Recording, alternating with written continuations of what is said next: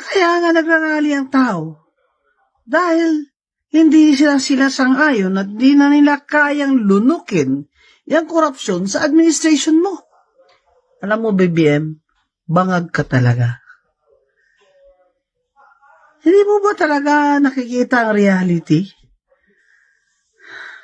Bukas ko lang ng aking phone.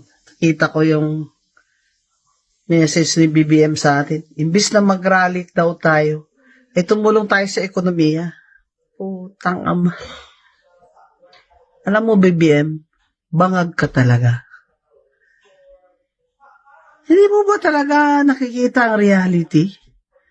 Ikaw din ang gumawa dahil lahat ng crony mo nakapalibot sa'yo ay rumarakit at mga korap at hindi mo naman sila hinihinto. Number 1, ang pinsan mo, si Martin Luther King Romualdez.